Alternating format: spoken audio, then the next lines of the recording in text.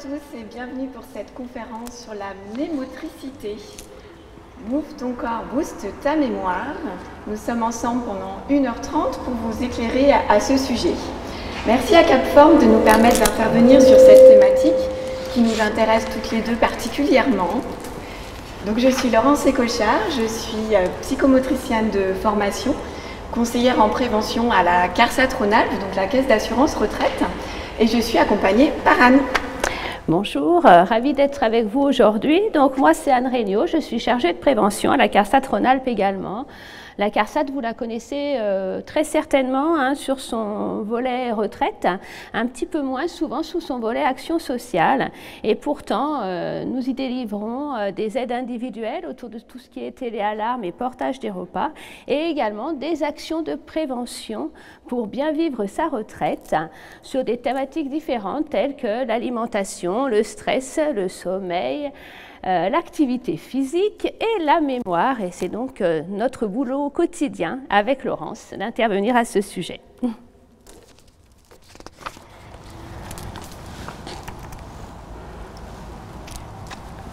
Alors on vous propose du coup de commencer par un sondage sur l'évocation de ce mot mnémotricité. Quel proverbe illustre le mieux pour vous ce mot inconnu, mnémotricité? Alors ça peut être, pourquoi pas, quand on n'a pas de tête, on a des jambes. Ça peut être également, n'oublie pas que le corps est la maison de ton esprit. Lorsque le corps a subi un traumatisme, c'est l'esprit qui a le plus de mal à cicatriser. Nous ne sommes pas seulement corps ou seulement esprit, nous sommes corps et esprit tout ensemble. Le temps abîme le corps et enrichit l'esprit. Et enfin, mains, outils de l'esprit, sans lesquels la pensée n'est que chimère. Alors, qu'est-ce qui évoque pour vous ce mot mnémotricité? Quel proverbe s'en rapproche le plus? Donc, nous vous laissons quelques instants pour répondre à ce sondage.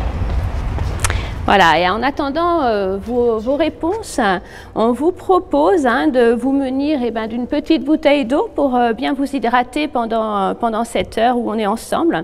Et puis d'une balle, éventuellement, aller chercher une petite balle si vous avez ça. Si vous n'avez pas de balle, vous pouvez tout simplement prendre une paire de chaussettes roulées en boule, un papier journal froissé, enfin tout objet qui soit léger, qui ne casse pas si vous êtes un peu maladroite comme nous.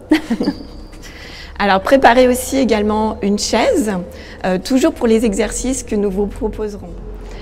Mais au fait, Anne, mnémotricité, ça veut dire quoi? Tu peux nous expliquer pourquoi ce terme?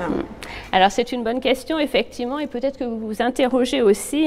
Il s'agit d'une thématique qui nous tient à cœur. C'est une façon d'aborder la mémoire différemment du traditionnel bouger méninge par l'intellect et la culture.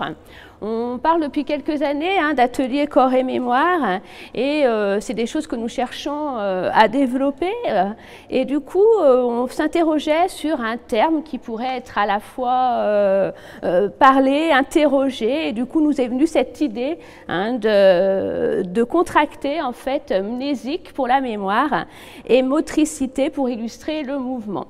Voilà, et ça donne ça, move ton corps, booste ta mémoire. Alors c'est une pure invention de notre part sur la version langage, mais côté scientifique par contre, voilà, ça fait quand même quelques années qu'on s'appuie sur des choses importantes sur le sujet.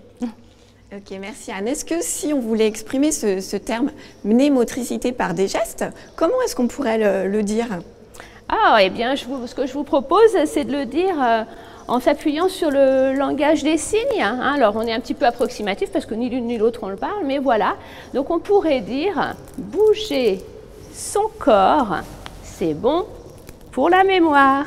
Je vous invite peut-être à le refaire avec nous. Bouger son corps, c'est bien pour la mémoire. Merci Anne. Alors revenons à notre sondage. Antoine, est-ce que nous avons les résultats? Alors oui, on a des résultats.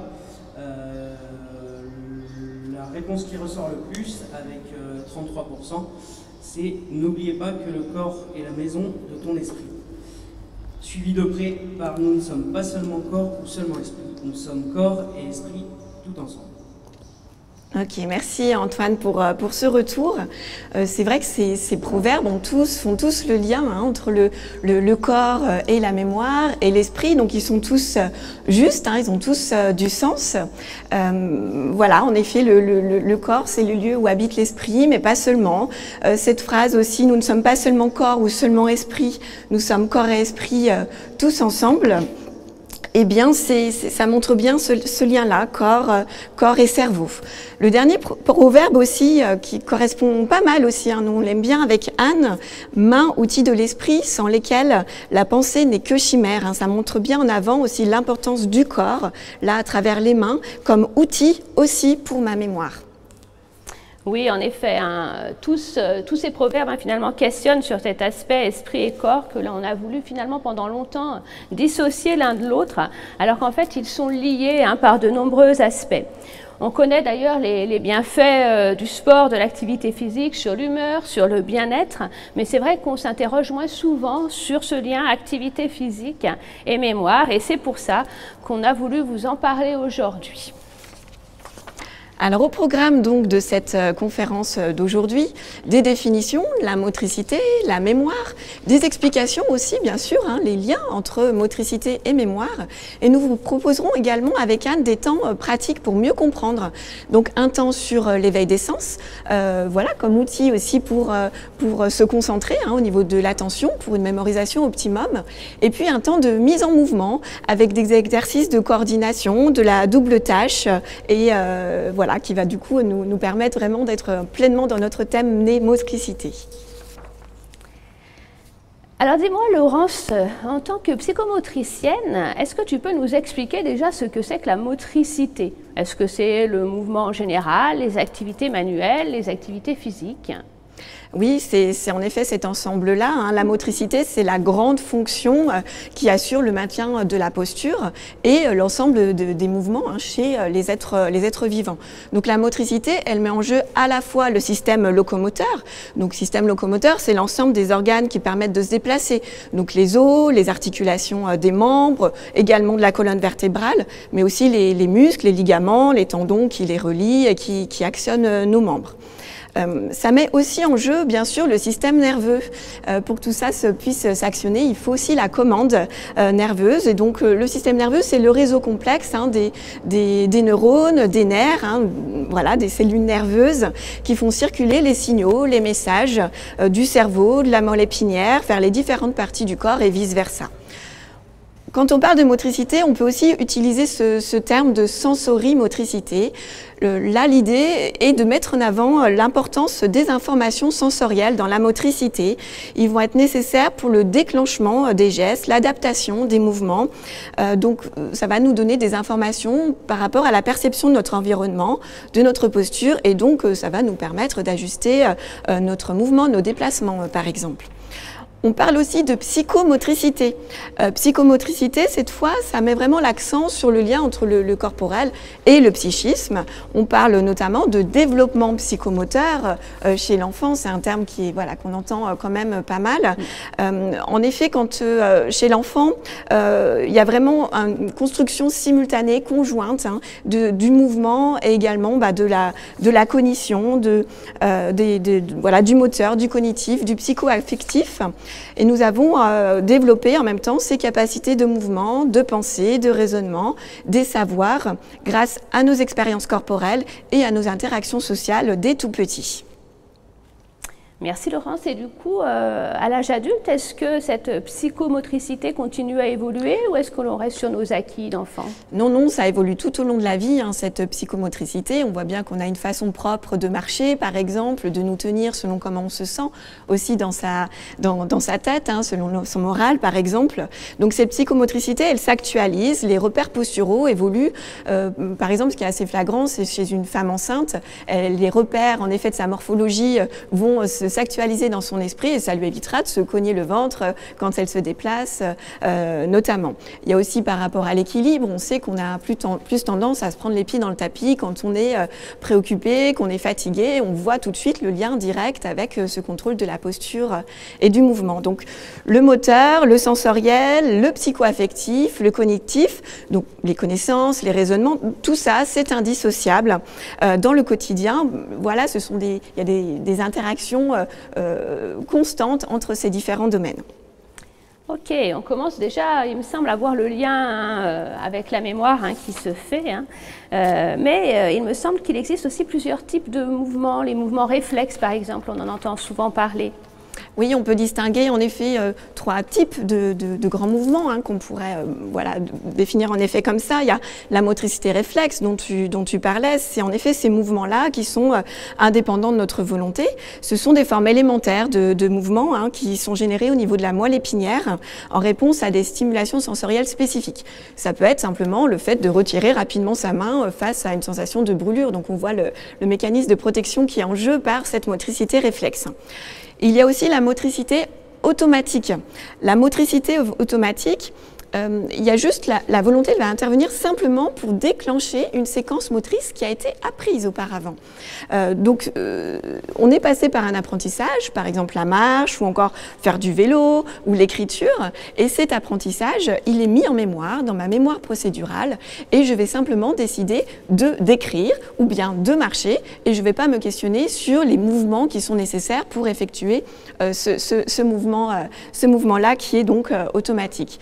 Si je décide, Anne, de me rapprocher de toi, je n'ai pas à réfléchir comment je m'y prends, je me dis juste je vais vers Anne et ensuite mon corps va actionner le mécanisme de lui-même.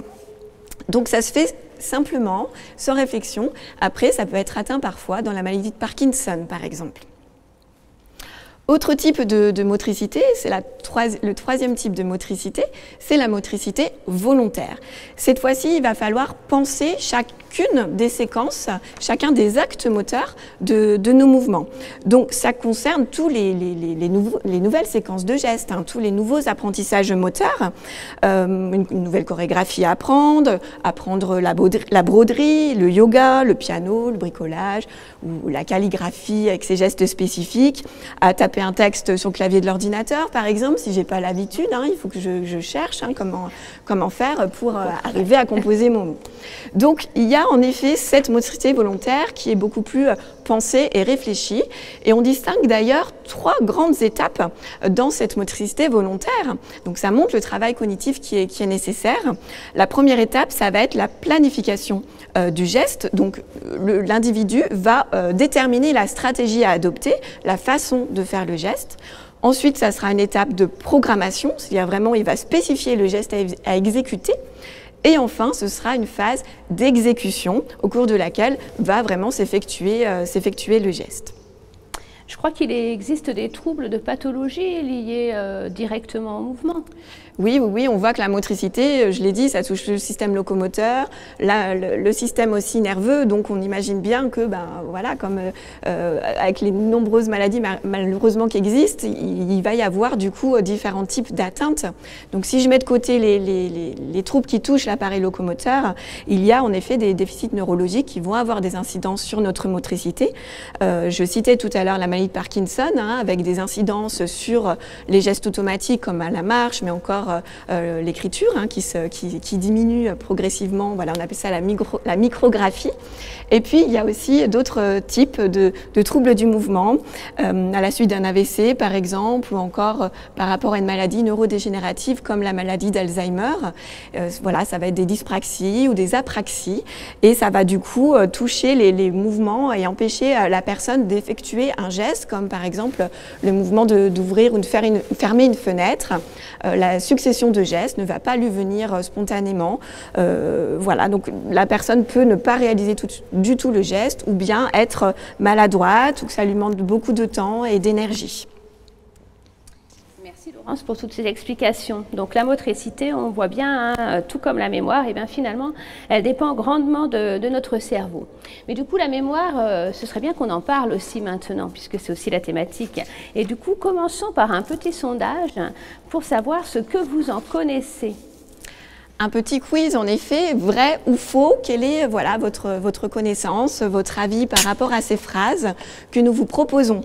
Ma mémoire, c'est la somme de mes souvenirs et de mes connaissances. Vrai, faux. Je n'entends pas bien, donc ma mémoire me joue des tours. Avec l'âge, parce qu'on perd des neurones, la mémoire est moins efficace. Alors, nous vous laissons quelques instants pour répondre à ces questions. Anne, en attendant le résultat du sondage, peux-tu nous commencer à nous définir un peu ce qu'est la mémoire? Oui, bien sûr. Donc la mémoire, eh bien, c'est une fonction cognitive, dans un premier temps, qui nous permet donc de saisir des informations, de les stocker et de les restituer. La mémoire, c'est aussi une activité biologique et psychique. Elle joue un rôle dans toutes nos activités au quotidien et elle est essentielle à la création et au développement de notre personnalité. On lui attribue souvent comme souvenir la réminiscence ou le souvenir, c'était comme synonyme, excusez-moi, la réminiscence ou le souvenir qui lui sont synonymes. Et on a tendance à lui opposer l'oubli, alors qu'en fait, de façon paradoxale, l'oubli, il fait partie de ma mémoire et il lui est complètement nécessaire. Merci Anne. Antoine, au niveau du sondage, où est-ce qu'on en est? Alors, on va laisser répondre encore un petit peu les gens, mais okay. C'est vrai que toutes les réponses tendent vers le vrai quand même. Voilà, le retour pour les trois questions. D'accord, ok. Donc ça tend, voilà, il y a vraiment une généralisation du vrai. Méfiez-vous quand même. Voilà, prenez le temps d'y répondre, on ne va pas vous éclairer tout de suite. De toute façon, on va enchaîner un petit peu et vous aurez la réponse à vos questions au cours des choses. Là, on va revenir dessus. Donc, pour moi, vous répondre directement à cette première question, ma mémoire, c'est la somme de mes souvenirs et de mes connaissances, eh bien, effectivement, oui, la mémoire, c'est le témoin direct de notre passé et de nos connaissances générales. Mais en fait, la mémoire, ce n'est pas que ça. Donc c'est vrai, si vous nous avez répondu vrai, mais ceux qui ont répondu faux, finalement, ils n'ont pas tout à fait tort non plus, parce que la mémoire ne se limite pas à ça. Elle me permet également d'anticiper le futur, de prévoir par exemple que j'ai du monde demain et qu'il faut que j'aille acheter 4 baguettes au lieu de ma baguette unique habituelle. Et c'est grâce à ma mémoire que je peux anticiper ça. C'est aussi être dans le projet à plus ou moins long terme, projeter ses vacances où je vais partir dans un an, ou faire sa valise pour savoir tout ce que j'y mets dedans. Eh bien, c'est grâce à ma mémoire finalement que je peux faire ça. La mémoire, elle est influencée par de nombreux facteurs qui la rendent unique à chacun des individus.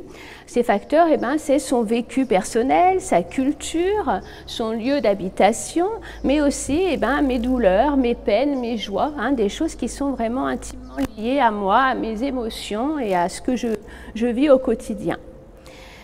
La mémoire, ce n'est pas un système unitaire, elle est composée de plusieurs systèmes qui sollicitent des régions différentes au niveau de mon cerveau. Le siège de la pensée se situe dans le lobe frontal, alors que le lobe pariétal, lui, il accueille justement, ça nous intéresse particulièrement aujourd'hui, les aires motrices et sensorielles, d'accord? Et puis, dans cette notion de motricité intervient également le cervelet, qui est lui le siège de la coordination et de l'équilibre. Et notons d'ailleurs, c'est une petite parenthèse, mais que le cervelet est plus riche en cellules neuronales que l'ensemble du cortex cérébral. Donc c'est pour vous dire un petit peu à quel point ce rôle de coordination de nos mouvements, d'apprentissage finalement, et de processus émotionnel va jouer un rôle important au niveau de ma mémoire. Donc encore un lien avec le mouvement. Et puis bien sûr, on dissocie les aires visuelles, auditives, olfactives, mais bon, ce n'est pas le sujet du jour que de rentrer dans ces détails. Quoi qu'il en soit, nos sens perçoivent toutes les informations qui viennent de l'extérieur, mais également de l'intérieur. C'est ce que nous verrons plus tard, Laurence va nous réexpliquer ça. Une fois perçues par nos sens, eh bien, les informations sont en circulation au sein de mon cerveau. Alors elles ne sont pas stockées comme on se plaît à l'imaginer. Hein. Souvent on imagine le petit tiroir qu'on va tirer où tout est bien rangé, ou pas d'ailleurs. Mais en tout cas, voilà, c'est pas comme ça que ça se passe en fait.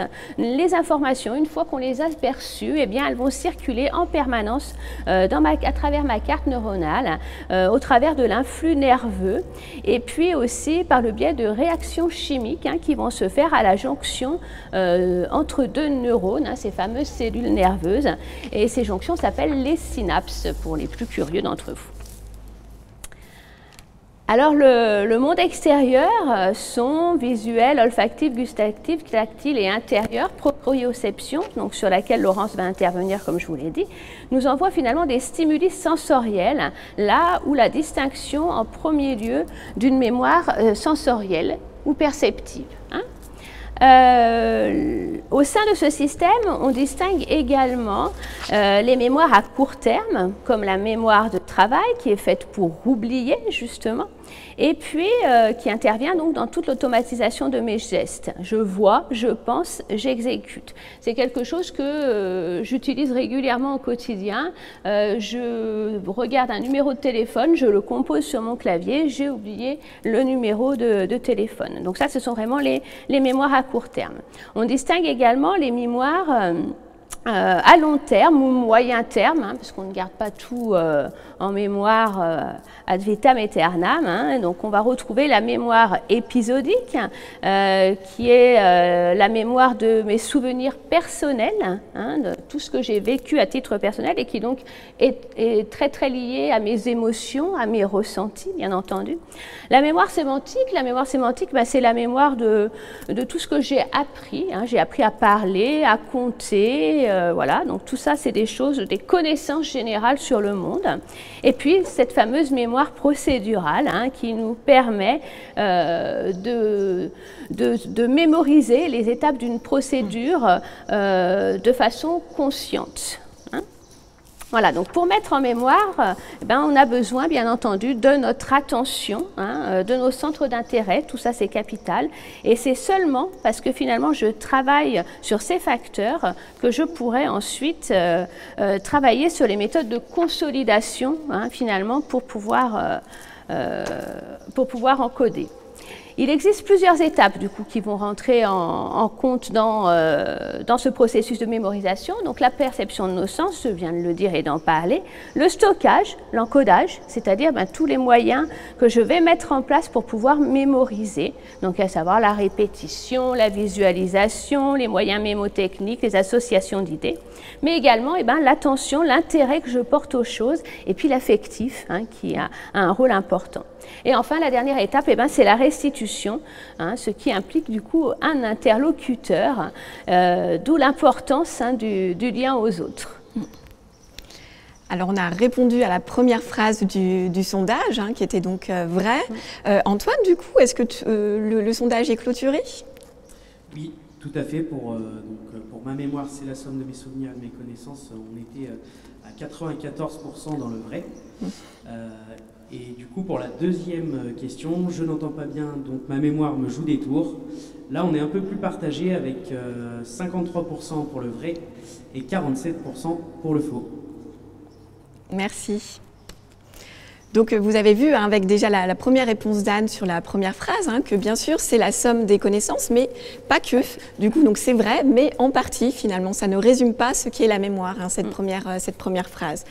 Donc pour la deuxième, hein, je n'entends pas bien, donc on voit en effet cette question du sens, donc vous étiez plutôt partagé hein, par rapport à ça et du coup eh bien, la réponse elle est vraie, hein. Si je n'entends pas bien, je ne capte pas pleinement l'information donc je ne peux pas la retenir de façon efficace.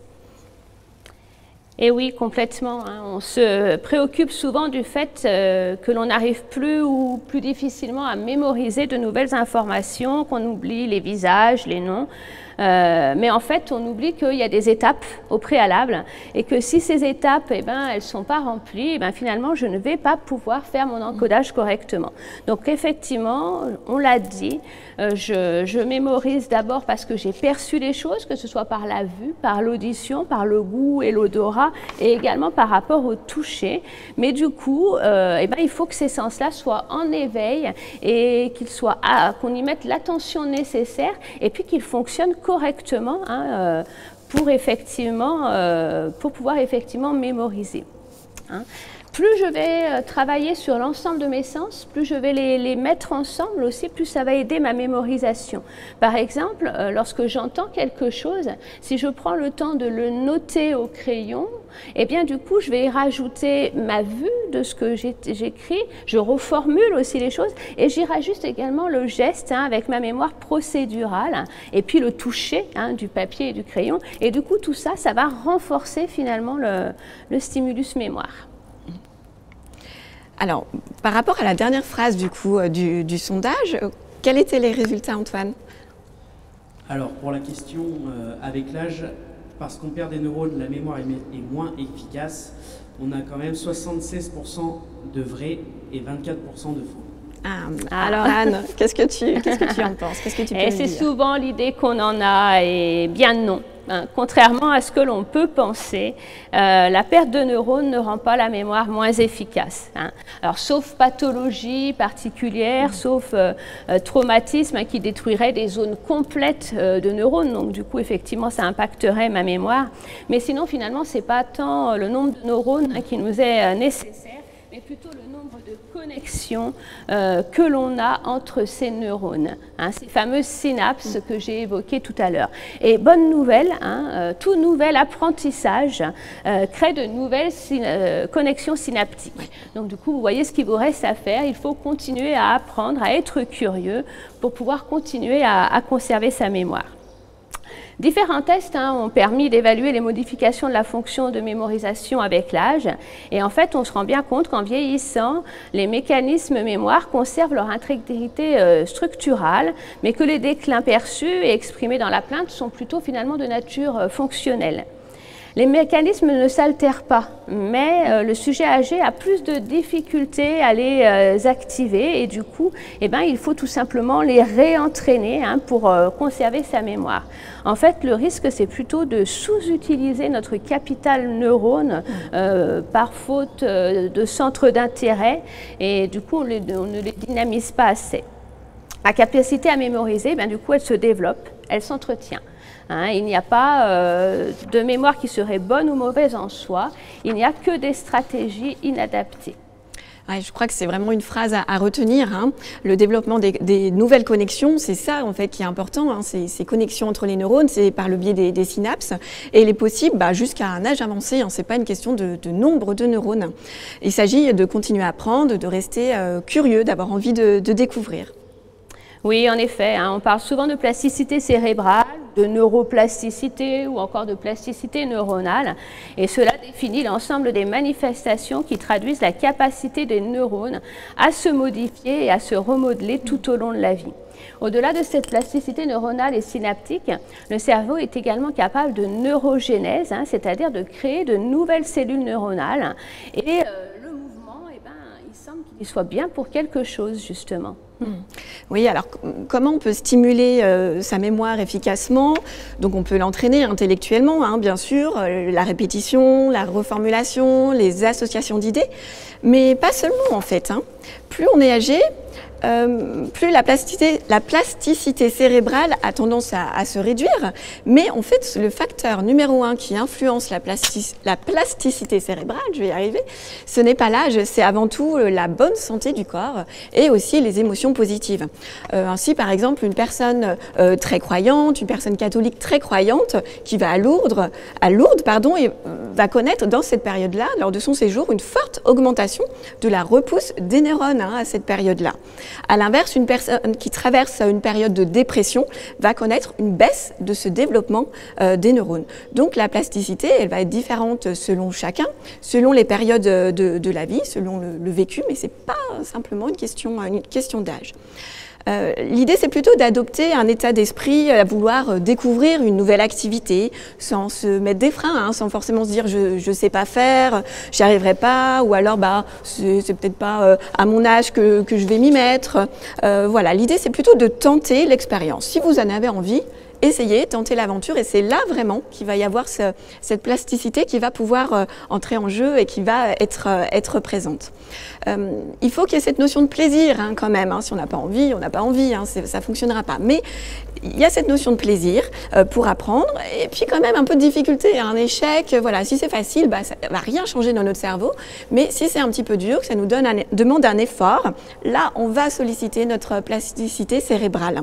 Donc il ne faut pas basculer en fait dans une flemme, hein, voilà, pour la mémoire, c'est la stimulation de la mémoire, ni se forcer si on n'a pas envie, hein, mais trouver quelque chose qui nous motive, qui nous donne envie d'apprendre.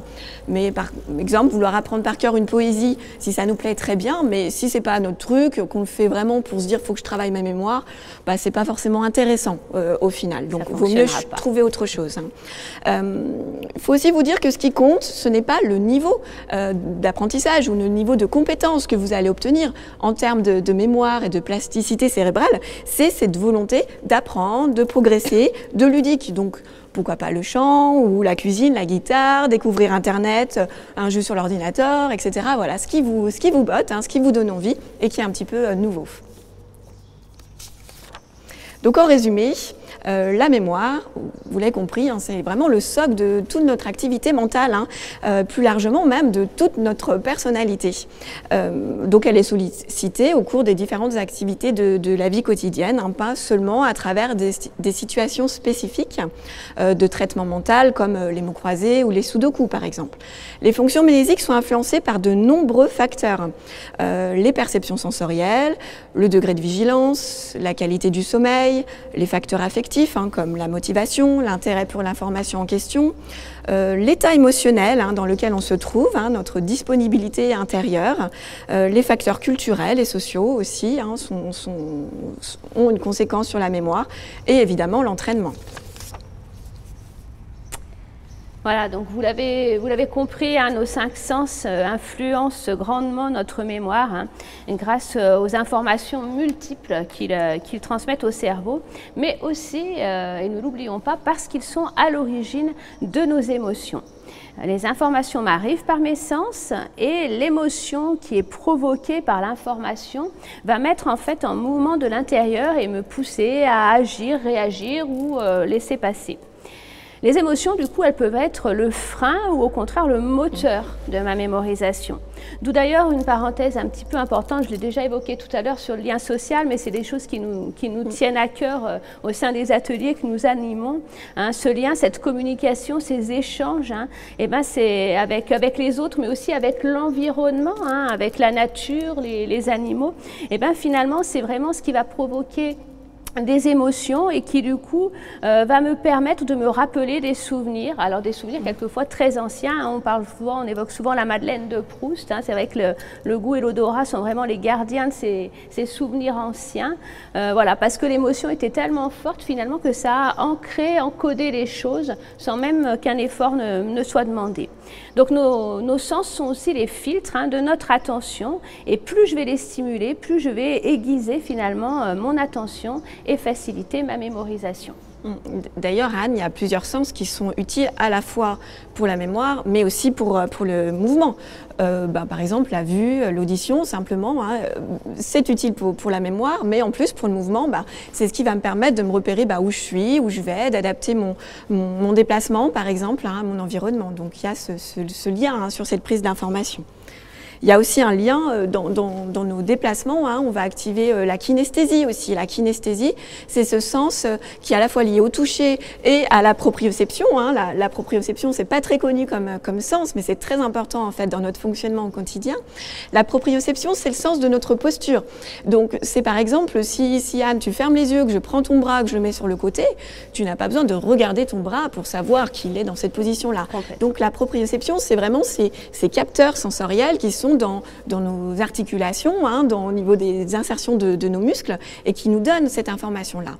Et du coup, la kinesthésie, elle a un rôle aussi hein, par rapport à la mémoire. Tu l'as dit tout à l'heure, si je fais aussi en lien, j'écris aussi du coup une information, eh bien je mets en jeu le mouvement et donc c'est une information sensorielle supplémentaire. Eh bien oui, tout à fait Laurence. C'est encore un point commun finalement entre la mémoire et le mouvement. Et du coup, eh ben, quelle piste explorer pour entraîner nos sens et stimuler cette mémoire? Laurence, est-ce que tu peux nous en dire un peu? Oui, c'est vrai que les sens sont vraiment nos organes de communication avec le monde extérieur. C'est parce que nos sens nous envoient des messages que, voilà, au niveau réceptionné par notre cerveau, que nous pouvons exister, penser, construire notre personnalité. Et plus les entrées sensorielles, tu l'as dit, plus les entrées sensorielles sont nombreuses, plus le cerveau aura de matière à traiter. Donc du coup, un mauvais fonctionnement sensoriel, on l'a dit tout à l'heure, un mauvais fonctionnement sensoriel gêne aussi la fonction de la mémoire. Après, l'altération des sens peut être en partie, tout du moins, compensée par la mobilisation en fait des autres sens, grâce, encore une fois, à cette plasticité cérébrale. Quelqu'un qui deviendrait aveugle, dans l'ère visuelle, les neurones qui étaient affectés à cette fonction de la vision vont être du coup réaffectés à un autre rôle dans notre cerveau. Et donc il peut y avoir un développement, par exemple, de l'audition, etc. On peut voir tout ça aujourd'hui avec les imageries cérébrales. Donc, sans aller, bien heureusement, voilà, dans cette perte-là vraiment d'un sens, mais déjà, on peut repérer que juste en fermant les yeux, on va développer une attention plus aiguisée sur nos autres sens. Donc déjà, d'agir, de faire des mouvements, ou même en immobilité, en fermant les yeux et se concentrer sur les autres sens, c'est déjà une façon de travailler son cerveau un peu autrement et ça amène des bénéfices. On compte énormément sur la vue, nous êtres humains, on fonctionne avant tout sur la vue. Là, il s'agit aussi de chercher un peu ces autres sens. Donc activer ces sens, être à l'écoute de ses ressentis, en lien avec l'environnement, l'extérieur, mais aussi ses ressentis internes, ça permet d'activer sa mémoire, sa concentration. Ça permet aussi de se rendre disponible aux informations mémorisées. Alors, je vous propose du coup qu'on fasse un petit temps pratique. Je vous avais dit qu'on prendrait des petits temps pratiques pour que ça vous parle encore davantage. Donc, je vais vous proposer quelques instants de vous concentrer sur votre corps, sur les perceptions sensorielles. Et puis, on va commencer par quelques mouvements pour activer du coup les organes sensoriels dans nos muscles, nos articulations, avoir du coup une perception globale de notre corps en croisant les axes du corps aussi pour se centrer sur soi. Donc, je vous invite à vous installer sur votre chaise. Merci Anne de l'installer pour moi. Voilà, donc vous vous installez sur une chaise, dans une position qui vous convient, qui est confortable. Et puis je vous propose déjà de bouger le haut du corps. Donc vous allez venir attraper vos épaules avec les mains. Vous voyez, pas le haut des épaules, plutôt un peu en bas, en direction des omoplates. Et puis vous allez enrouler votre tête, le haut du dos. Voilà, vous êtes dans cet enroulement. Et ensuite, vous allez inspirer, ouvrir grand vos bras sur les côtés. Et quand vous êtes au maximum de l'inspiration et du mouvement, vous refermez les bras, la tête. Voilà, vous laissez aller vraiment le haut du corps qui va de lui-même venir s'enrouler. Et puis vous recommencez une deuxième fois, vous inspirez. Vous sentez le passage de l'air qui entre par vos poumons, qui gonfle votre poitrine et vous soufflez ensuite le plus possible. Voilà, et une dernière fois, vous inspirez grand. Ouvrez largement vos bras sans bien sûr vous éveiller de douleur, et ensuite vous soufflez, vous refermez.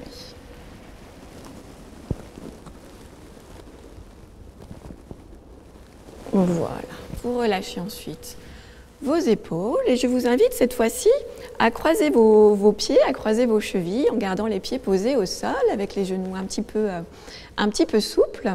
Et puis je vous invite à laisser comme tout à l'heure la tête penchée vers l'avant, le haut du corps aussi. Voilà, Anne vous montre aussi comment effectuer le geste. Donc vous vous enroulez, vous laissez le poids du haut du corps agir pour petit à petit vous amener à plus d'enroulement. Vous sentez ce poids de la tête, du haut des épaules qui vous amène vers le bas. Et puis vous allez simplement faire des petits gestes de balancier, voilà, vers la droite et vers la gauche. Voilà, donc des petits gestes qui amènent comme un bercement avec votre respiration. Voilà, vous allez à droite, à gauche Voilà, et petit à petit, vous pouvez sentir le poids du corps, le haut du corps qui devient un petit peu plus pesant, un peu plus lourd et vous amène à encore plus d'enroulement. Voilà, ensuite, vous pouvez vous redresser. Et cette fois-ci, en vous redressant, vous allez venir lever les bras vers le haut, vous étirer vers le haut. La colonne, les bras, vous inspirez et vous soufflez. Voilà, et vous enroulez encore un petit peu. Encore une fois.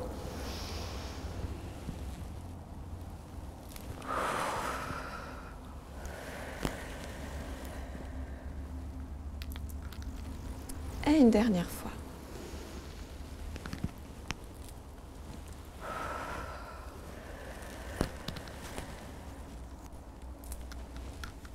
Voilà.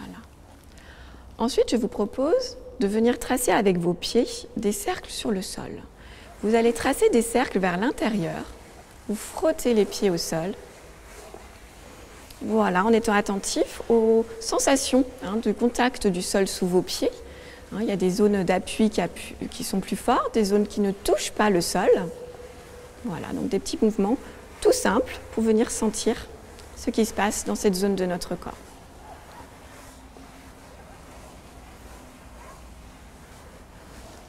Voilà, et je vous invite ensuite à poursuivre ce mouvement par des mouvements des bras cette fois-ci. Nous allons venir tracer dans l'espace devant nous le symbole de l'infini.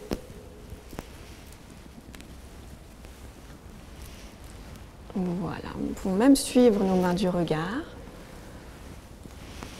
Voilà, vous gardez votre respiration sans apnée. Vous pouvez inspirer en faisant un signe. Et expirer en faisant un autre signe. Voilà, vous reposez ensuite vos bras. Et je vous invite à fermer les yeux. Et cette fois-ci, ce signe de l'infini, vous allez le faire avec vos yeux sous vos paupières. Donc vous pouvez imaginer que vous avez un point lumineux que vous dirigez avec le regard et qui va venir tracer ce symbole de l'infini sous les yeux et contribuer au relâchement de vos yeux et à la concentration. Donc pendant quelques instants, imaginez ce point et faites tourner vos yeux sous vos paupières.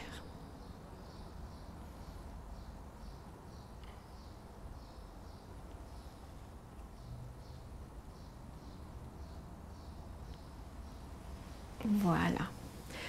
Vous pouvez maintenant garder vos yeux fermés, si c'est confortable pour vous, pour toujours dans cette idée d'être concentré sur les autres sensations qui nous viennent.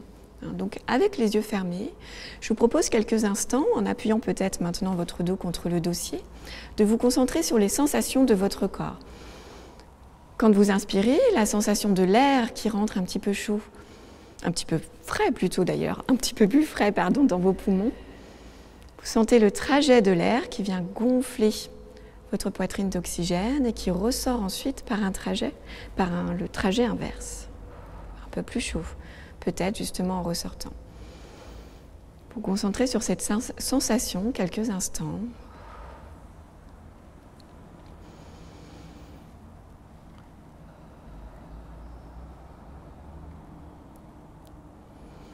Et puis vous pouvez aussi vous concentrer, je vous invite à vous concentrer sur le contact de votre corps contre le dossier de la chaise. Donc vous allez, avec les yeux fermés, vraiment vous concentrer sur les zones d'appui de votre dos. Quelles sont les zones d'appui qui sont fortes, où vous appuyez fortement contre le dossier. Les zones qui ne touchent pas ou qui touchent très peu le dossier de la chaise. Et vous descendez votre attention, vous la glissez, votre attention vers le bas du dos, les lombaires en creux qui ne touchent peut-être pas, sûrement pas le dossier. Et vous continuez au niveau des fessiers, au niveau des cuisses. Voilà, quelles sont les zones d'appui fort, à partir de quel niveau de vos jambes le contact avec la chaise n'est plus présent. Et puis vous continuez encore jusqu'au niveau de vos pieds, immobiles cette fois-ci. Voilà, ressentez le contact de vos pieds sur le sol.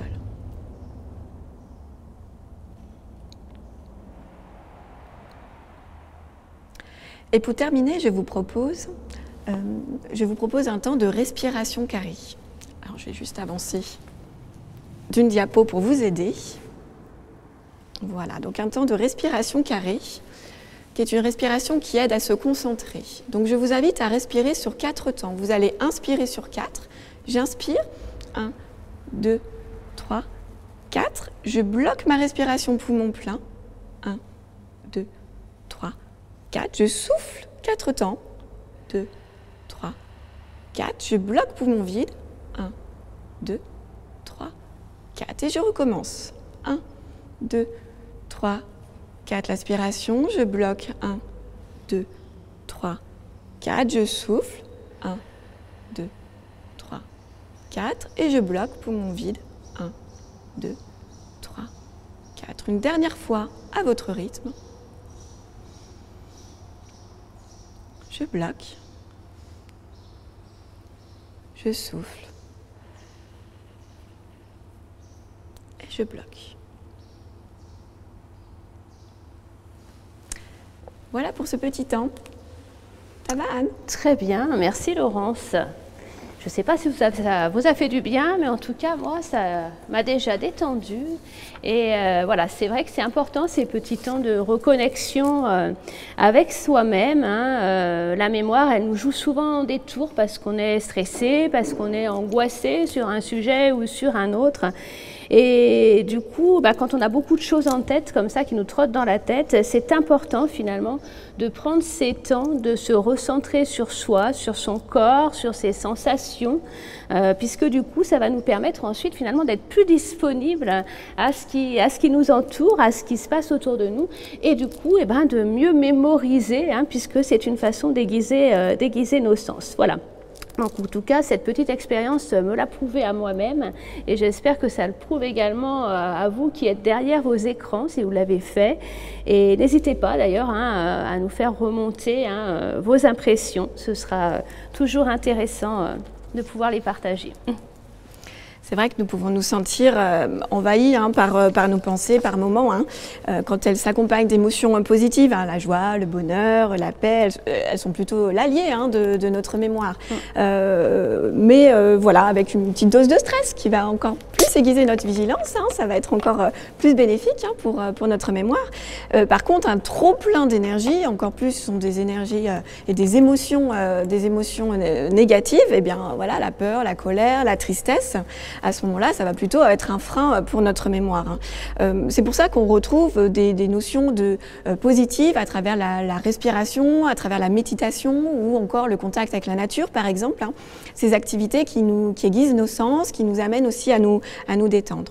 Le fait de bouger activement aussi, voilà, vraiment de se dépenser, eh bien, ça va aussi nous permettre de nous concentrer, de gagner en énergie pour mobiliser notre attention. N'oublions pas que la mémoire, en effet, ce n'est pas que des aspects intellectuels. Bien, alors du coup, on vous propose de poursuivre encore avec un sondage sur le lien finalement entre le mouvement et la mémoire, et simplement de répondre encore une fois par vrai ou faux à ces 3 questions. Le corps obéit à la mémoire. Le corps a sa propre mémoire et enfin, l'activité physique crée des connexions neuronales. Donc on vous laisse quelques instants pour y répondre. Prenez le temps d'étudier ces 3 propositions. Moi de mon côté, j'ai retenu, Anne, dans ce que tu as dit tout à l'heure, qu'il existe différents types de mémoire, que la mémoire c'est aussi pas à un endroit spécifique, mais plutôt sur plusieurs zones de notre cerveau. Complètement. Tu as précisé aussi, Laurence, que la motricité, ça se passe justement aussi dans le cerveau, que ce n'est pas uniquement au niveau corporel, et qu'il est question d'automatisme, de volonté, d'apprentissage et de sensorialité. Donc le lien, on commence vraiment à bien le sentir. Anne, tout à l'heure, tu nous avais montré des gestes sur la mnémotricité. Tu pourrais nous les remonter ? Oui, bien sûr. C'était pour se rappeler un petit peu de mes motricités. Donc c'était bouge ton corps, c'est bien pour la mémoire. Je vous invite à le refaire. Vas-y, remontre-moi le geste. Une fois. Ouais, vas-y. Alors bouge ton corps, c'est bien pour la mémoire, hein, je prends ce qu'il y a dans la tête et j'y stocke. Oui, c'est vraiment ce geste voilà. où tu englobes le voilà, cerveau. j'englobe ce qui se passe pour y mettre dedans. Okay. Voilà, donc en attendant les résultats, je vous propose ici de peut-être boire une petite gorgée d'eau, hein, puisque l'air de rien, c'est important aussi de bien s'hydrater. Hein. L'hydratation, elle est indispensable à mon corps, comme à ma mémoire, comme à ma tête. Alors c'est vrai que c'est un autre sujet que celui d'aujourd'hui, mais voilà, en même temps, c'est indispensable au bon fonctionnement de l'être que nous sommes.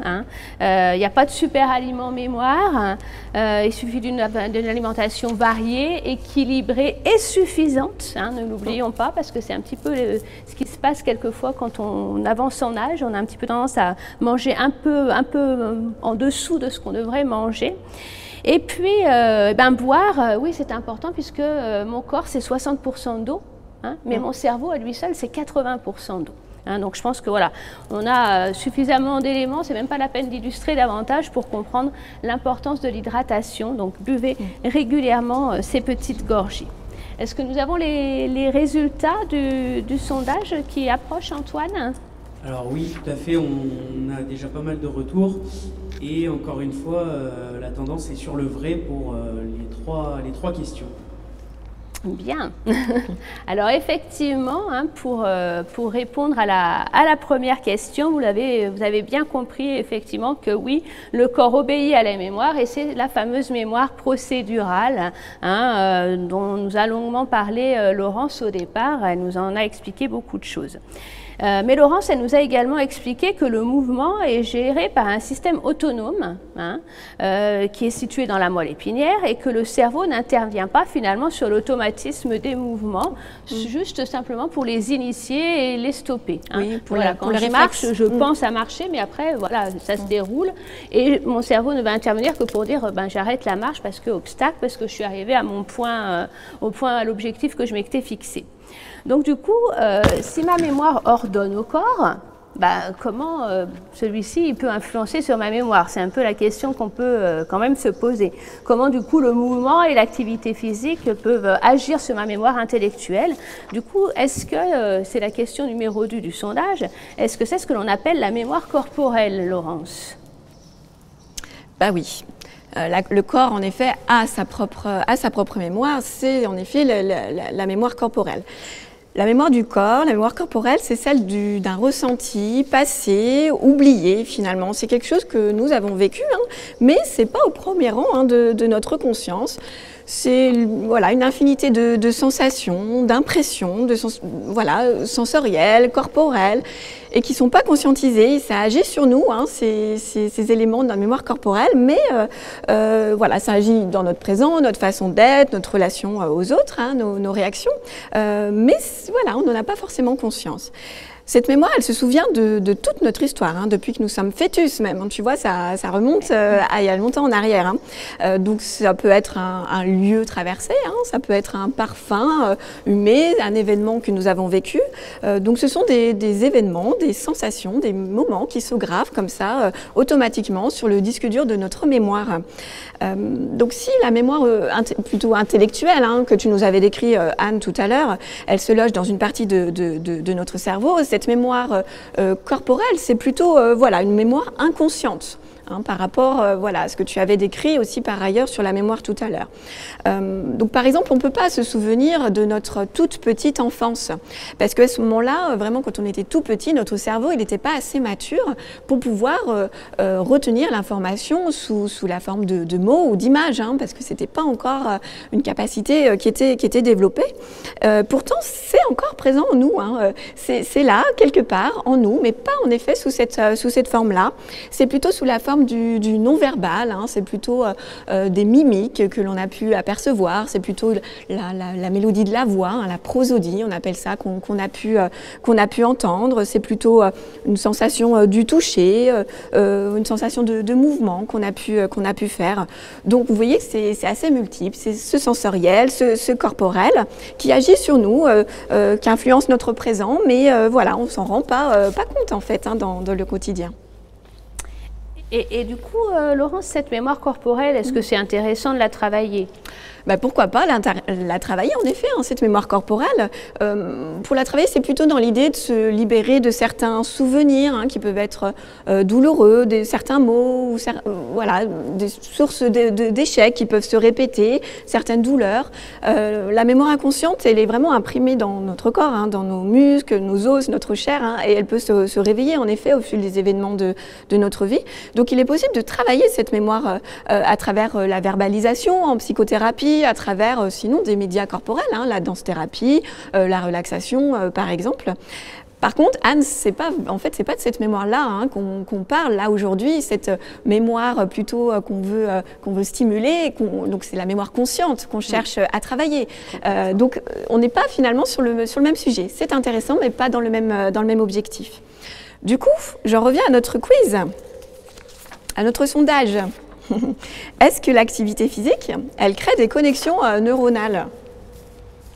Donc Antoine, on était plutôt... Au niveau du sondage, c'était plutôt oui. Tout à fait, toujours dans le vrai, avec 92% des personnes qui pensent ça.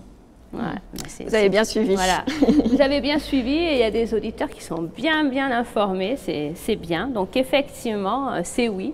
Hein, la pratique d'une activité physique régulière, hein, j'entends bien, hein, c'est pas juste une fois de temps en temps, améliore effectivement les fonctions cognitives et cela, quelle que soit sa forme et son âge. Hein. C'est-à-dire que même si je suis très âgée, que j'ai l'habitude de passer du temps dans mon fauteuil, eh bien toutes les petites activités que je vais pouvoir faire vont mettre ma mémoire en mouvement. Donc ne lâchons pas, hein. C'est vraiment important. Même si je fais de la gym dans le fauteuil, ce sera quand même bénéfique pour mon corps comme pour ma tête.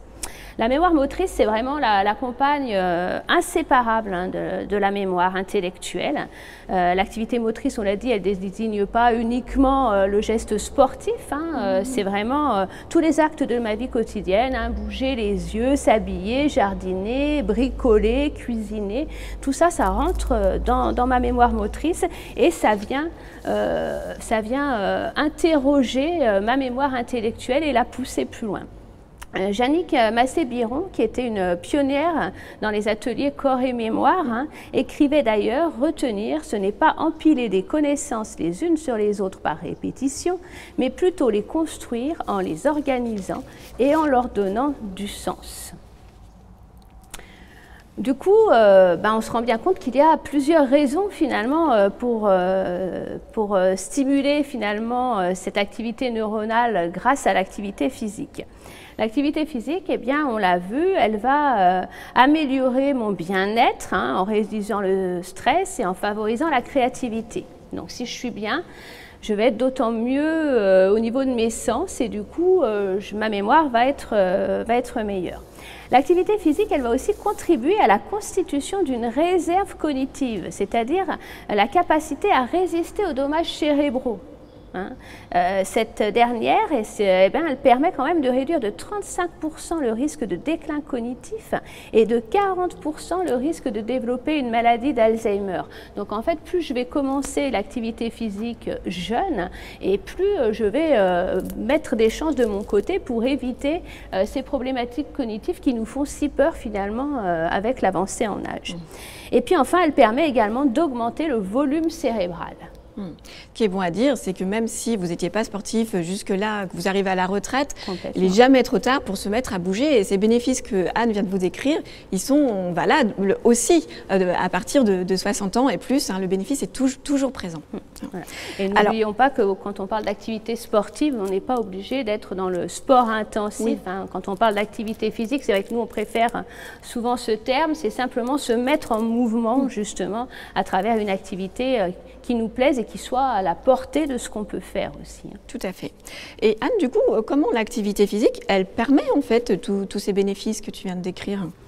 Ah oui, ben oui, c'est une bonne question, effectivement, hein, parce que c'est bien beau de le savoir. Eh bien, en fait, le fait de bouger, ça va me permettre de créer déjà de nouveaux vaisseaux sanguins. Hein, donc ça, c'est quelque chose qu'on imagine assez aisément. Et donc, ça va permettre, du coup, une meilleure vascularisation. Et du coup, je vais mieux oxygéner mon corps et mon cerveau et également apporter davantage de nutriments hein, de façon plus facile, plus fluide.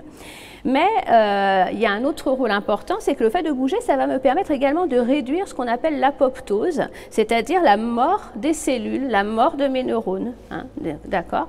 Et en même temps, en parallèle, à la fois ça réduit l'apoptose, mais en même temps ça augmente la neurogénèse, c'est-à-dire la création de nouvelles cellules, puisque ça va stimuler les choses directement au niveau de mon hippocampe.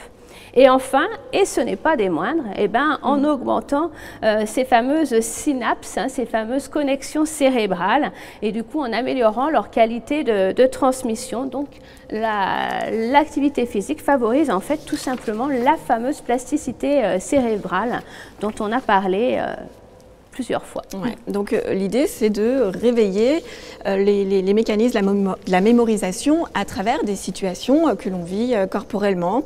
Déjà, travailler sa mémoire à travers le corps peut avoir pour but de réactiver certaines fonctions qui peuvent se mettre en sommeil, hein, parce qu'elles sont sous-utilisées, moins utilisées par une personne qui va peut-être réduire progressivement ses activités.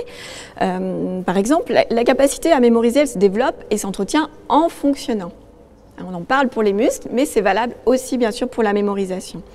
L'activité physique, elle provoque en plus la sécrétion des hormones du bien-être, donc la sérotonine, la dopamine, l'endorphine. Et ces hormones ont pour effet de mettre notre esprit dans de bonnes conditions pour la mémorisation. Il est donc possible de travailler en même temps son corps et sa mémoire. Le but étant alors d'amplifier l'état de vigilance qui facilite l'accueil des informations.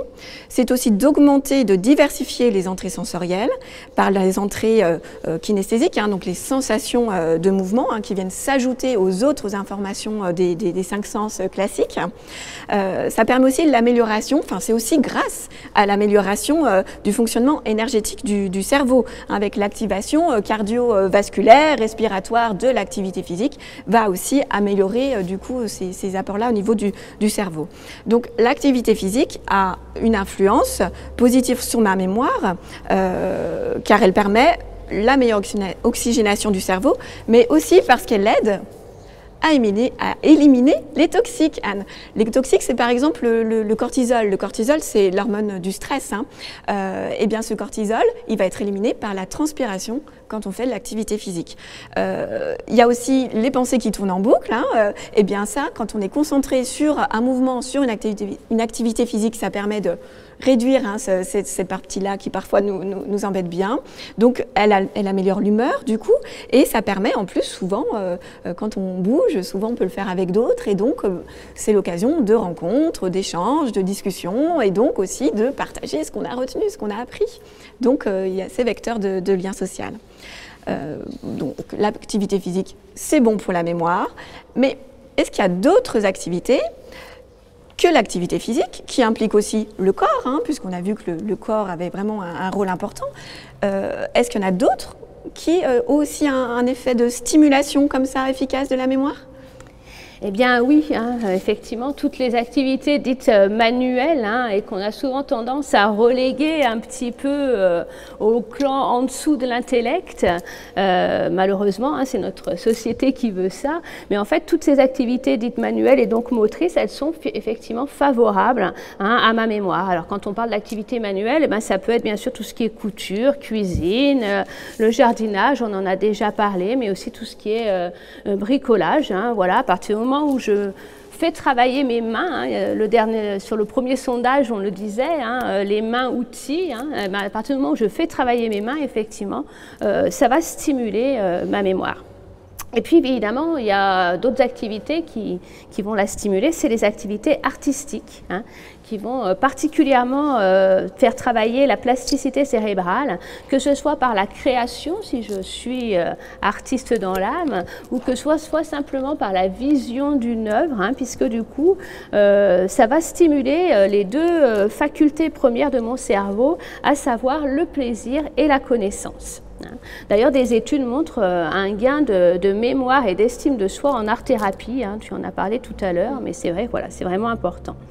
La stimulation des sens, du coup, par l'utilisation de tout outil artistique, que ce soit le modelage, la peinture, le théâtre, la musique, ça va éveiller des émotions et ça va permettre finalement à des souvenirs que l'on a vécus de se réveiller, de se réactiver. Et puis bien sûr avec ces activités-là, la notion de plaisir, hein, de création qui viennent rajouter à la stimulation des fonctions cognitives et du coup c'est des choses qui vont se faire tout à fait naturellement. Tous nos sens sont des conducteurs du dehors vers le dedans et vice-versa. Chaque outil d'expression est une porte d'accès à l'âme. Il s'agit donc de mettre en forme par le processus créatif des éléments de soi. Alors ce n'est pas de moi, hein, c'est de Nicole Veil, qui est psychothérapeute et art-thérapeute et qui exprime ça dans mes mémoires à fleur de peau. Donc pour ce qui est de l'activité physique, puisque c'est quand même un petit peu notre sujet du jour, eh ben, il faut savoir quand même que plus l'activité physique est complexe et variée, et plus ça fera travailler ma mémoire. Hein, par exemple, l'utilisation d'un accessoire, ça va éviter ce mode pilote automatique hein, parce que ça amène des difficultés techniques. Hein, donc, par exemple, si je fais du ping-pong ou du basketball, hein, l'utilisation de la balle, l'interaction avec les autres joueurs, et ben, du coup, ça va davantage motiver ma mémoire. Donc du coup, quand l'activité physique fait appel à la coordination visio-gestuelle ou lorsqu'un élément extérieur vient imposer un rythme de traitement de l'information, comme sur une chorégraphie par exemple, avec un rythme musical ou sur une trajectoire dont il faut suivre la balle, voilà, s'adapter à son poids, etc. Ou simplement quand je marche mais sur un terrain qui peut être un peu plus perturbé, un peu caillouteux, un peu dangereux, du coup je vais davantage activer ma mémoire parce que je mets mes sens en éveil. Ainsi, si on devait établir un classement des activités physiques pour stimuler notre mémoire, ben, ça me fait plaisir hein, personnellement parce que j'aime beaucoup la danse, mais voilà, eh bien, c'est forcément la danse et les dérivés gymniques qui vont avec, qui obtiendraient la première place du podium. C'est vrai que les mouvements, quand ils sont automatisés, hein, la motricité automatique, elle va rester moins stimulante pour la mémoire que les mouvements qui font appel à de la coordination, de la double tâche, à l'interaction et donc mettent en jeu la motricité volontaire à ce moment-là. Complètement. Et pour preuve, je peux vous parler d'une étude de 2017 de Müller-Rellfeld sur la réponse de la neuroplasticité avec l'âge. Donc pour cette étude, on avait 22 seniors entre 63 et 80 ans, volontaires sur 18 mois, à qui l'on proposait justement soit des apprentissages chorégraphiques, soit de la répétition de mouvements, comme des squats, comme on peut faire par exemple dans les cours de fitness assez régulièrement. Et au fait, au bout de 6 mois seulement, eh ben, les danseurs, et seulement les danseurs, pouvaient s'enorgueillir d'un gonflement significatif de la matière grise dans la partie du cortex qui dirige le mouvement. Ils présentaient également un accroissement de leur facteur de croissance neuronale et on observait une augmentation du volume de la région para-hippocampique, qui est la structure centrale dans le fonctionnement de la mémoire et la création de nouveaux neurones. Donc en conclusion, le mouvement non répétitif crée de la matière grise. Donc le corps, il joue vraiment un rôle central dans nos apprentissages. C'est lui qui affronte le monde extérieur, qui le vit, qui l'expérimente. Et il est d'une sensibilité qui est remarquable dans le traitement de toutes ces informations.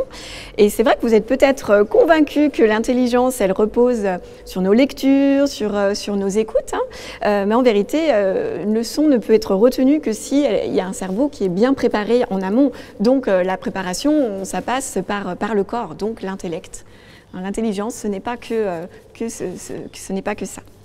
Et oui, effectivement, l'intelligence, la connaissance, elle se trouve dans les livres, certes, mais en même temps, si je sais aujourd'hui que 9 x 5 font 45, si je sais que les lettres N, O et N forment son nom, eh bien, il a bien fallu commencer par associer des lettres à des sons à des mots à des objets réels, et donc construire du réel à partir de l'abstrait. Bref, tout ce que je sais, c'est d'abord entrer dans mon cerveau par le biais de mes sens, lesquels ont associé des sensations à des valeurs conceptuelles pour nous donner finalement la possibilité de penser. Notons également que pendant la vie utérine, mais aussi durant l'enfance, les muscles produisent pendant le sommeil de petites contractions neuronales que l'on appelle les twitch. Leur rôle est de contribuer ainsi à la formation et au développement du système nerveux. Donc Lucie Vincent, qui est neurobiologiste, auteure de livres consacrés à la plasticité du cerveau et qui est novatrice d'une méthode qui utilise justement le mouvement physique pour obtenir des bienfaits sur le corps et le cerveau, a écrit « Seuls les êtres vivants qui bougent sont dotés d'un système nerveux central. Le mouvement crée le cerveau ». Alors justement, on vous propose de vous mettre en mouvement. Donc vous avez tout à l'heure, je vous ai demandé de prendre une petite balle avec vous. Donc je vais l'utiliser aussi en espérant que je ne ferai pas de bêtises avec. Donc les mouvements que je vous propose, c'est des mouvements qui sont issus du brain gym. La brain gym, la brain ball, c'est des mouvements vraiment de répétition, d'enchaînement, de chorégraphie, mais la balle vient rentrer en interaction. Ça peut se faire en trio, en duo, voilà. Aujourd'hui, on va le faire en solo, puisque vous n'êtes pas forcément accompagné chez vous. Ce qu'on va faire simplement, c'est réchauffer un tout petit peu ses articulations en faisant déjà passer cette balle derrière sa tête.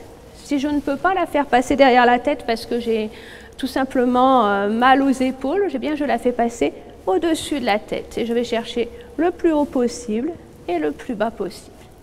D'accord? Une fois qu'elle est bien circulée derrière la tête, je vais la faire passer derrière mon dos. Donc pareil, je vais chercher loin devant, loin derrière, loin devant, loin derrière. Donc là, ça commence à chauffer normalement un petit peu au niveau de mes épaules. Je vais maintenant faire passer la balle sous ma jambe droite, puis sous ma jambe gauche. Ça fait appel à mon équilibre. Jambe droite, je change de main, jambe gauche. Si j'ai du mal, pareil, à faire passer, à tenir en équilibre ou à lever la jambe, je fais simplement une simulation comme si je marchais et je dessine un 8 avec la balle. On essaye de rester vraiment dans quelque chose de simple. Ok. Donc maintenant qu'on est réchauffé un petit peu, on va enchaîner ces mouvements. Je vais faire passer la balle 2 fois derrière ma tête, 2, puis 2 fois derrière mon dos, puis une fois sous la jambe droite, et une fois sous la jambe gauche. Et je la lance en l'air. Derrière la tête, 2 fois. Derrière le dos. Jambe droite, jambe gauche. J'accélère. Tête. Dos. Jambe droite, jambe gauche. Tête. Dos. Jambe droite.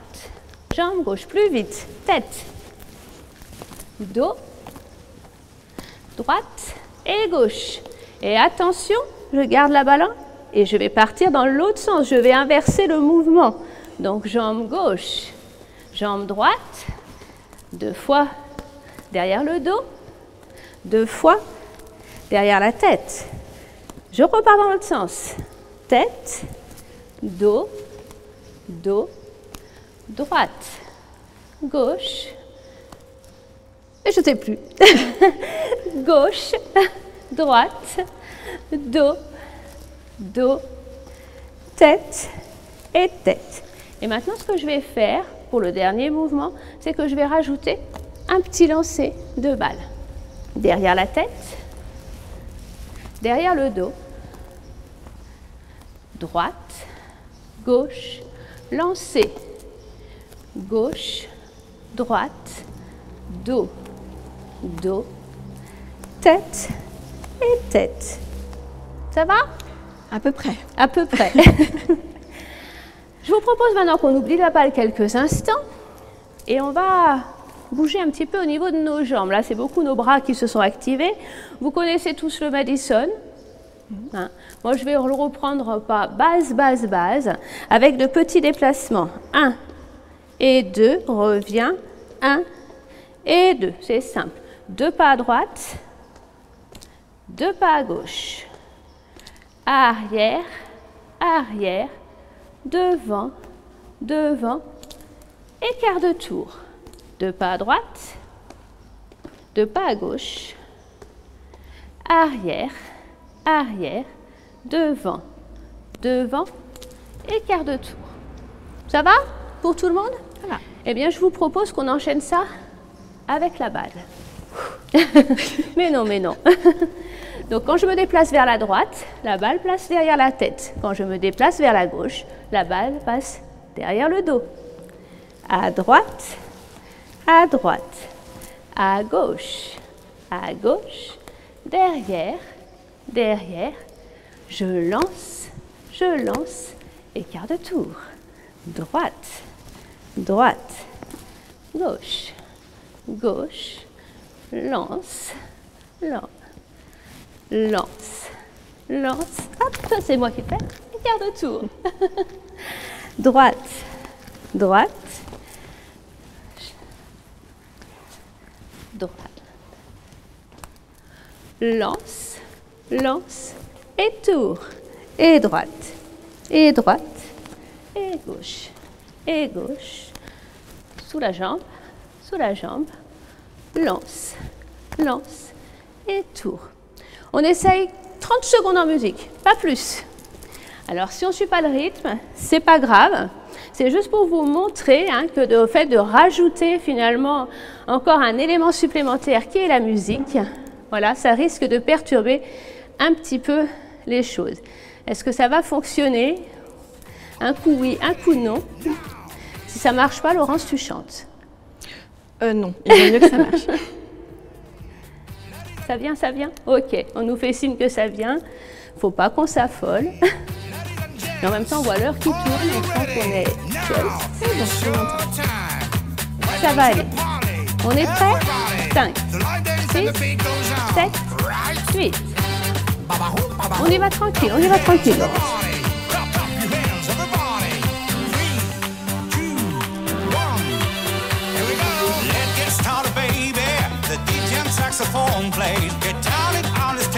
Et on tourne normal.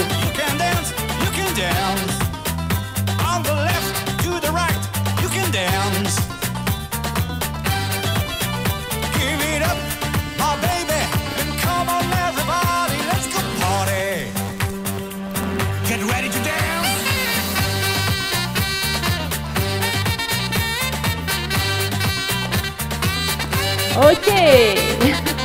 Alors, je ne sais pas si vous avez été perturbé ou non, si vous avez fait les mouvements ou pas. Je vous rappelle du coup un autre mouvement qui est celui-ci.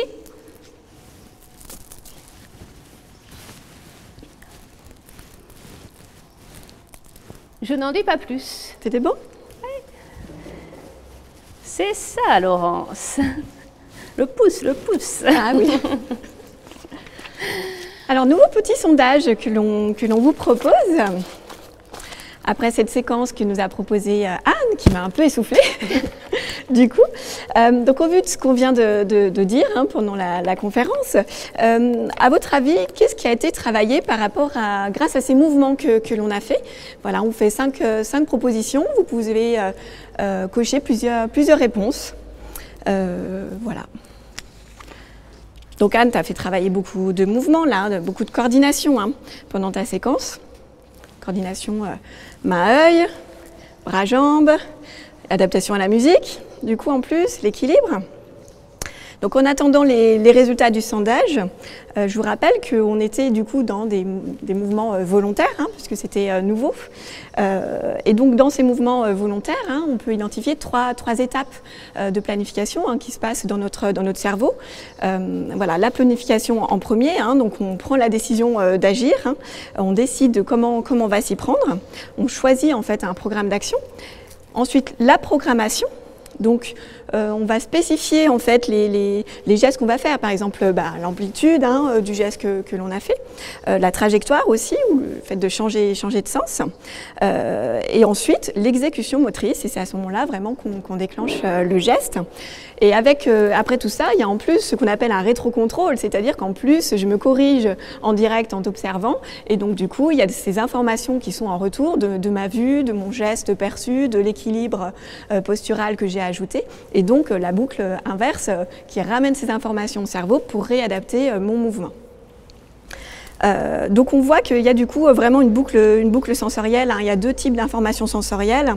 Il y a à la fois les informations de l'environnement, hein, par rapport à mon déplacement. Moi par exemple c'était par rapport au recul, hein, de pouvoir faire avec l'espace dont je disposais.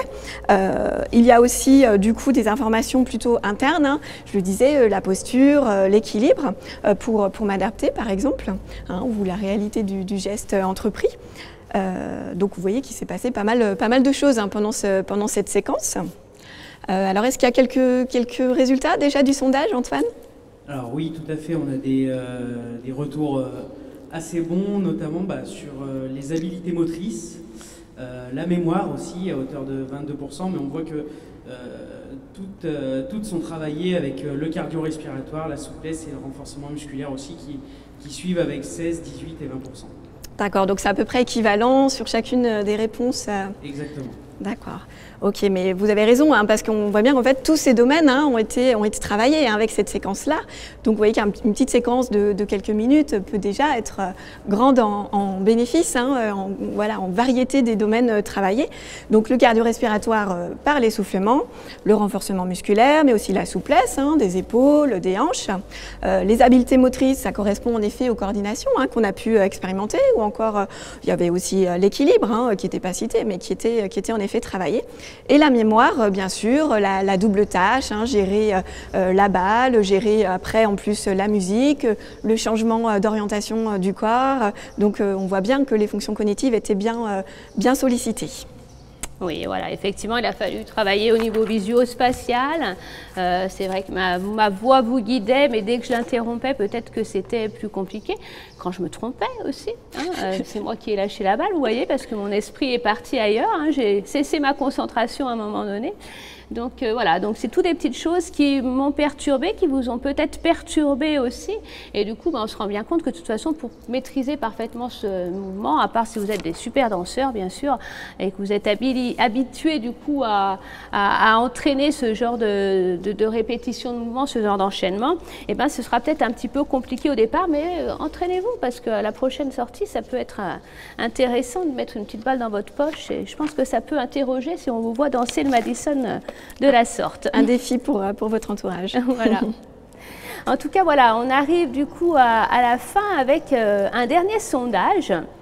Est-ce que vous vous souvenez des gestes qui définissaient la mnémomotricité? Gestes que je vous ai montrés au début et qu'on vous a refait plusieurs fois au cours de cette séance. Est-ce que vous vous en souvenez? Est-ce que vous êtes capable de les refaire, hein? Vous répondez juste par oui ou non, encore une fois, ou éventuellement approximativement, si vous n'en êtes pas complètement sûr. Et deuxième question, est-ce que vous vous souvenez de leur signification? Hein, donc normalement, si vous avez bien suivi la gestuelle et que vous l'avez bien reproduit chez vous, eh bien, à chaque présentation, eh bien, certainement que l'enchaînement et les gestes sont à peu près là, hein, et que vous avez à peu près la signification en tête. Est-ce qu'on a quelques résultats déjà qui approchent ou pas? Oui, les gens se souviennent de leur signification et aussi des gestes qui décrivent la mnémomotricité. Ah, merci Antoine. Donc du coup, voilà, hein, je pense que voilà, vous l'aurez compris, hein, pour retenir, il faut se mettre en mouvement. Hein. Je crois que finalement, c'était un petit peu la preuve qu'on voulait vous donner à travers ce geste-là.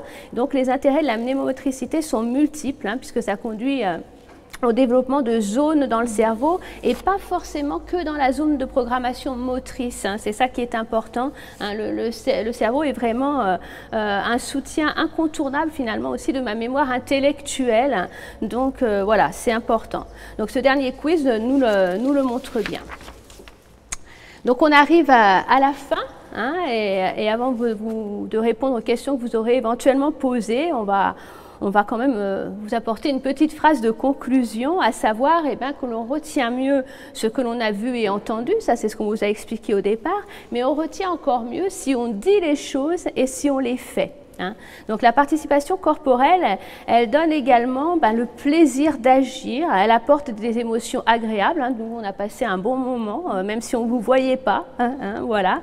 Elle favorise la fixation de traces mnésiques et le mouvement renforce donc les mécanismes de mémorisation.